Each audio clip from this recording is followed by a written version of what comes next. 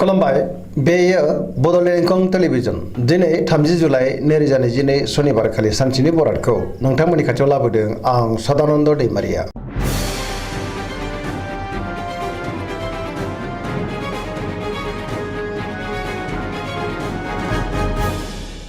सिगां फरायनो लादों मेष राशि गिबि हांखो अ ल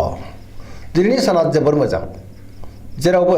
जाफुंसारगोन मावनो लानाय खामानिखौ थि समावनो मावफुंनोबो हागोन गोसोखौ दिनै जोबोर गोजोननाय मोनगोन देहाया मोजाङै थागोन बहानिफ्रायबा मोजां खौरां फैनोबो हागौ रांखावरियाव दिनै जोबोर मोजां गोबां धोन आरजिनो हागोन बेफार फालांगियावबो दिनै जोबोर मोजां मुलाम्फा मोनगोन आयाबो बांगोन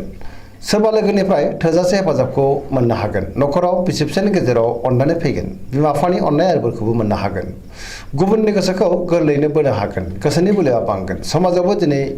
गोबां मान मोनगोन बयजोंबो अनसायजागोन आरो मानिजागोन लाइमोनफोरा जोबोर रमान्टिक जागोन आरो गावबा गावनि गोसोनि साननायखौ फोरमायलायनोबो हागोन पजिटिभ एनार्जिनि गोहोमबो गोग्लैगोन फरायसाफ्रा दिनै फरायनायाव गोसो दुंखांगोन आरो मोजां फिथाइ मोननोबो हागोन।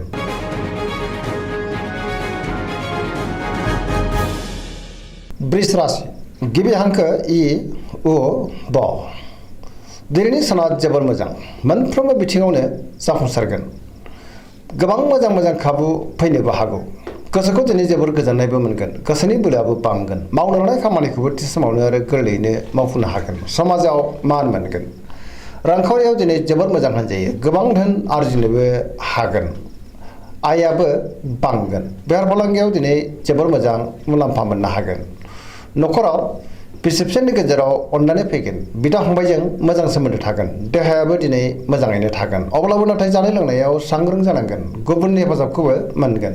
जायखि खामानि मावा मानो मोनफ्रोमबो खामानिखौनो दिनै मावफुंलांनो हागोन सिगांनि बबेबा आद्रा खामानियाबो दिनै मावफुंजागोन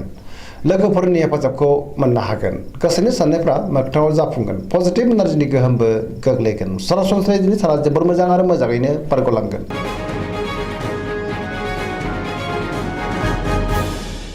मिथुन राशि गिबि हांखो क स दिनैनि साना जोबोर मोजां पजिटिभ एनार्जिनि गोहोम गोग्लैनो हागौ मोनफ्रोमबो बिथिङाव जाफुंसारगोन गियाननि आंखाल जानाय नङा गोसोखौ दिनै जोबोर गोजोननाय मोनगोन गोसोआ जोबोर खुसिबो जागोन देहाया मोजाङैनो थागोन रांखावरियाव दिनै जोबोर मोजां गोबां धोन आरजिनो हागोन बेफार फालांगियावबो दिनै जोबोर मोजां मुलाम्फा मोनगोन गुबुनजों मोजां सोमोन्दो लाखिनो रोंगोन समाजाव मान मोनगोन गोसोनि बोलोआ बांगोन मावनो लानाय खामानिखौबो थि समावनो आरो गोरलैयैनो मावफुंनोबो हागोन सोरबा लोगोनिफ्राय अनसायनाय मोनगोन गुबुनजों बाख्नायजानोबो हागौ लाइमोनफोरनि गोसोआ दिनै जोबोर रमान्टिक जागोन आरो गोसोनि साननायखौ फोरमायलायनोबो हागोन।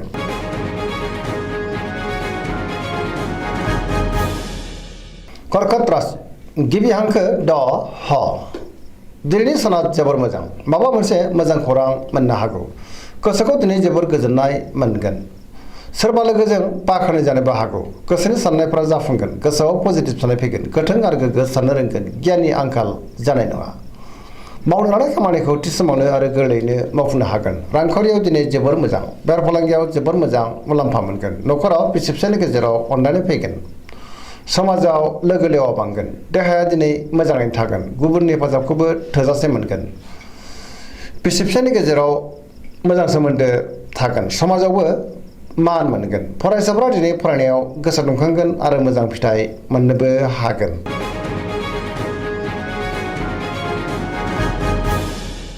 सिंह राशि गिबि हांखो म ट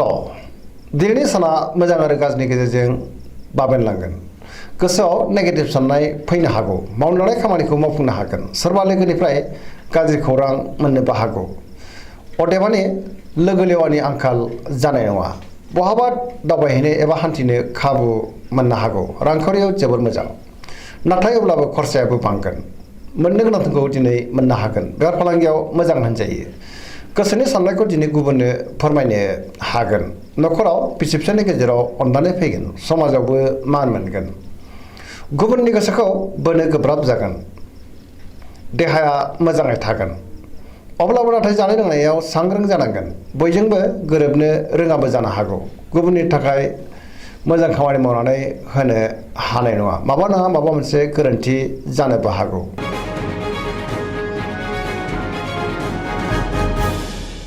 कन्या राशि गिबि हांखो प ट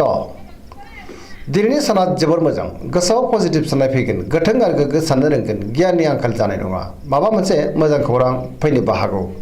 रांखावरियाव जोबोर मोजां अब्लाबो नाथाय खरसायाबो बांगोन बेफार फालांगियाव दिनै जोबोर मोजां मुलाम्फा मोनगोन देहाया मोजाङैनो थागोन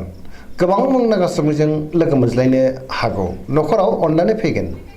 गोबां खामानियाव दिनै मुखुबबो थागोन सोरजोंबा बाख्नाय जानो हागौ गोसोखौ दिनै जोबोर गोजोननाय मोनगोन पजिटिभ एनार्जिनि गोहोमबो गोग्लैगोन लाइमोनफोरा जोबोर रमान्टिक जागोन आरो गावबा गावनि गोसोनि साननायखौ फोरमायलायनोबो हागोन।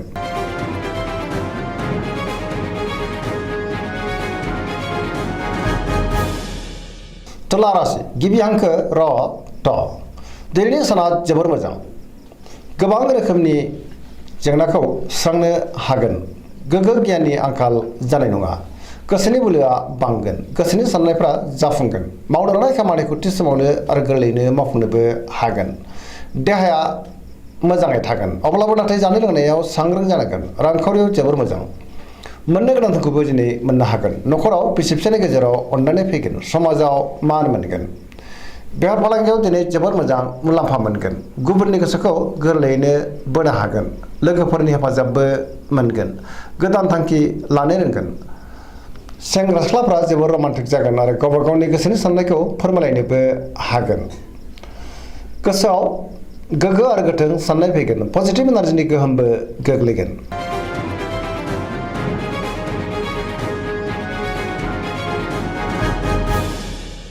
वृश्चिक राशि गिबि हांखो न स दिनैनि साना जोबोर मोजां समाजाव लोगो लेवा बांगोन गोबां मुंदांखा सुबुंजों दिनै लोगो मोनज्लायनोबो हागौ पजिटिभ एनार्जिनि गोहोम गोग्लैगोन समाजाव बयजोंबो अनसायजागोन सोरबा गोजाम लोगोजों बहाबा लोगो मोनज्लायनो हागौ गोसोआव गोग्गो आरो गोथों साननाय फैगोन मावनो लानाय खामानिखौ थि समावनो आरो गोरलैयैनो मावफुंनोबो हागोन बहानिफ्रायबा मोजां खौरां फैनोबो हागौ गुबुननिफ्राय थोजासे हेफाजाब मोनगोन गोसोनि साननायफ्रा मोगथाङाव जाफुंगोन गोसोनि बोलोआबो बांगोन समाजाव बयनिबो अननाय आरो अनसायनायखौ मोननो हागोन रांखावरियाव जोबोर मोजां बेफार फालांगियावबो दिनै जोबोर मोजां मुलाम्फा मोनगोन अब्लाबो नाथाय खरसायाबो बांगोन देहाया दिनै मोजाङैनो थागोन गुबुननि हेफाजाबखौ मोननो हागोन न'खराव अननानै फैगोन फरायसाफ्रा दिनै फरायनायाव गोसो दुंखांगोन आरो मोजां फिथाइ मोननोबो हागोन लाइमोनफ्रा जोबोर रमान्टिक जागोन।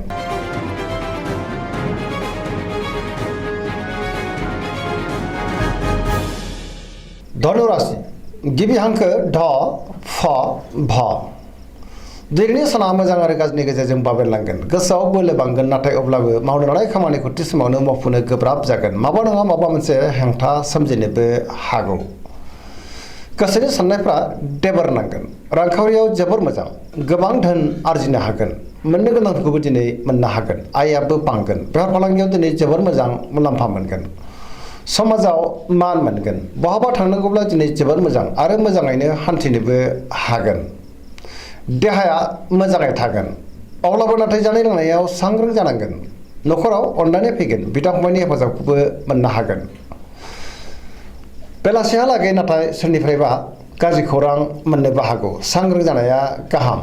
लाइमोनफोरनि गोसोआ दिनै जोबोर रमान्टिक जागोन आरो गावबा गावनि गोसोनि साननायखौ फोरमायलायनोबो हागोन।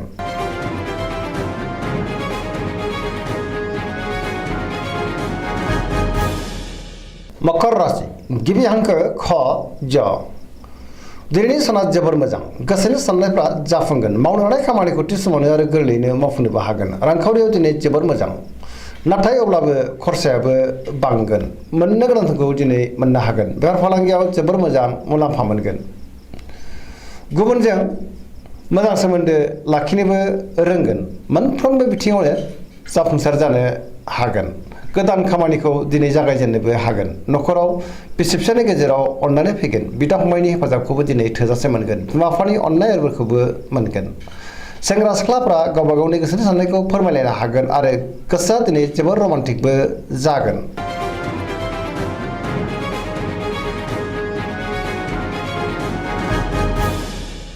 कुम्भ राशि गिबि हांखो ग स दिनैनि साना मोजां आरो गाज्रिनि गेजेरजों बाबेनलांगोन गोसोखौ दिनै जोबोर उसुखुथु मोनगोन मावनो लानाय खामानिखौ मावफुंनो हागोन नाथाय अब्लाबो माबा मोनसे गोरोन्थिबो जानो हागौ समाजाव मान मोनगोन गोबां मुंदांखा सुबुंजों लोगो मोनज्लायनो हागौ रांखावरियाव दिनै जोबोर मोजां गोबां धोन आरजिनो हागोन देहाया दिनै मोजाङैनो थागोन गोबां मुंदांखा सुबुंजों लोगो मोनज्लायनोबो हागौ न'खराव बिसि फिसायनि गेजेराव अनलायनाय फैगोन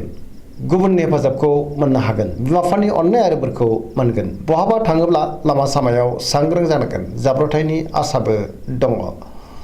नेगेटिभ एनार्जिनि गोहोमबो गोग्लैनो हागौ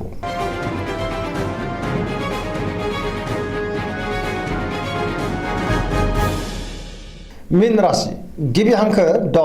स दिनैनि साना जोबोर मोजां गुबुननि थाखाय गोबां मोजां खामानि मावनानै होनोबो हागोन गोसोआव पजिटिभ साननाय फैगोन गोथों आरो गोग्गो साननो रोंगोन गियाननि आंखाल जानाय नङा गोसोनि बोलोआबो बांगोन गावनि गोसोनि साननायखौ दिनै गुबुननो फोरमायनोबो हागोन देहाया मोजाङै थागोन अब्लाबो नाथाय जानाय लोंनायाव सांग्रां जानांगोन बेफार फालांगियाव जोबोर मोजां न'खराव बिसि फिसायनि गेजेराव अनलायनाय फैगोन बिदा फंबायजों मोजां सोमोन्दो थागोन सोरजोंबा बाख्नाय जानोबो हागौ लाइमोनफोरनि गोसोआ दिनै जोबोर रमान्टिक जागोन आरो गोसोनि साननायखौ फोरमायलायनोबो हागोन पजिटिभ एनार्जिनि गोहोमबो गोग्लैगोन दिनैनि राशि फरायनाया एसेनोसै जोबनायाव बेखौनो खावलायो जाहाथे नोंथांमोना सानफ्रामबो जोंनि बे बड'लेण्ड इंखं टेलिभिजनखौ नायबाय थायो आरो साबस्क्राइब खालामो लोगोसे लाइक खालामो आरो शेयार खालामो एसेनोसै गोजोन्थों